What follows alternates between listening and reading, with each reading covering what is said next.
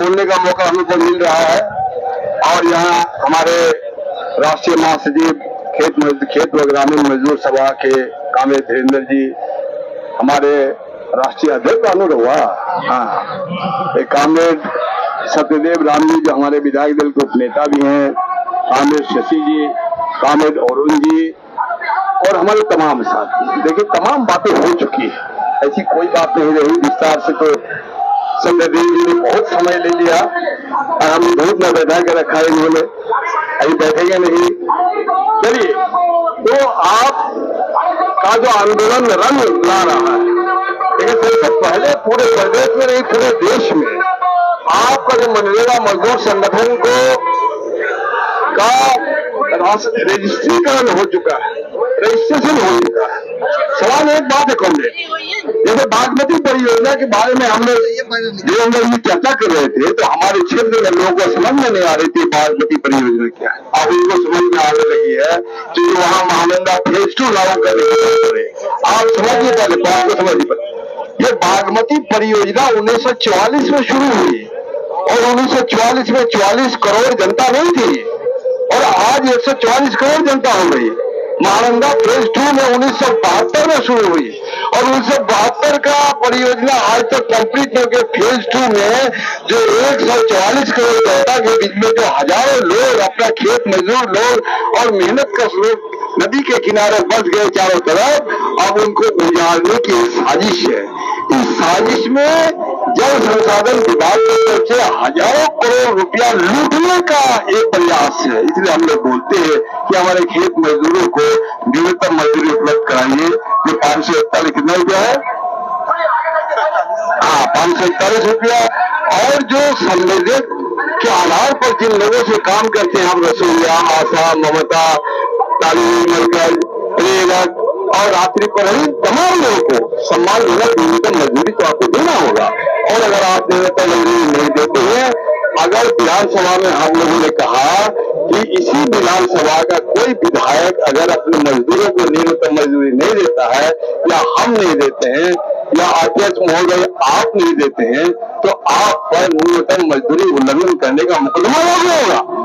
और ये सरकार जो नहीं दे रही है तो सरकार पर मुकदमा लागू क्यों नहीं हो? ये बड़ा मुद्दा है। पेंशन किसको जरूरत है?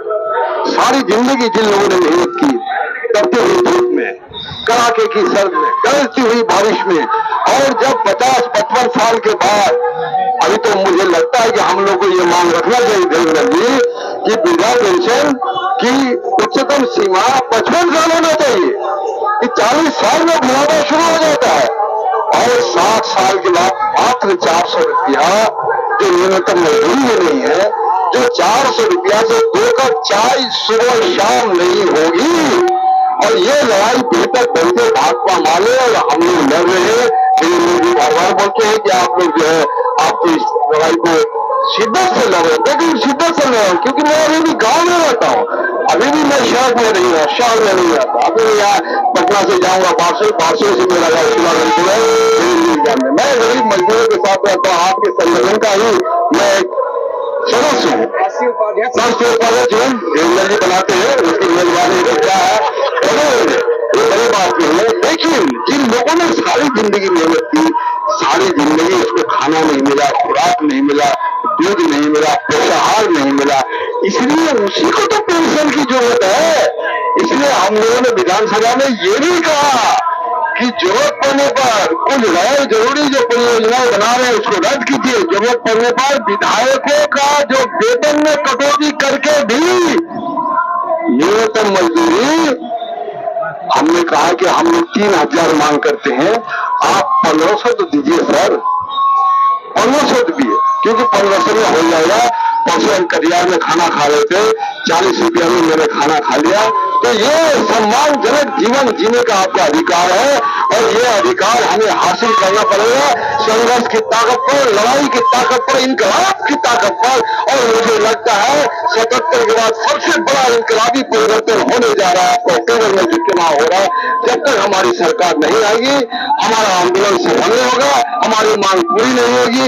इसलिए ये तमाम गोलबंदी इस भाजपा की शासन को, जिसमें भाजपा का ही शासन है, क्योंकि नीतीश कुमार मानसिक रूप से अस्वस्थ है, नीतीश कुमार घेराव में आ चुके हैं, उनकी अपनी कुछ चलती नहीं है, उसका मन होता होगा सामाजिक सरोकार के लिए समाजवादी आंदोलन नेता है, जयप्रकाश के चेला है और धर्म निरपेक्षता। ये सरकार आपको हमको बांट के सिर्फ हिंदू मुसलमान के नाम पर समाज में ध्रुवीकरण करके वोट लेने की जो साजिश हो रही है, ये आने वाला दिन में बिहार में साजिश कामयाब नहीं होगी और जनता की सरकार होगी, महागठबंधन की सरकार होगी और हमारी तमाम मांगों की पूरी होने की कल्पना और उम्मीद के साथ मैं अपनी बात खत्म करना चाहता हूँ। इनकलाब जिंदाबाद, जिंदाबाद।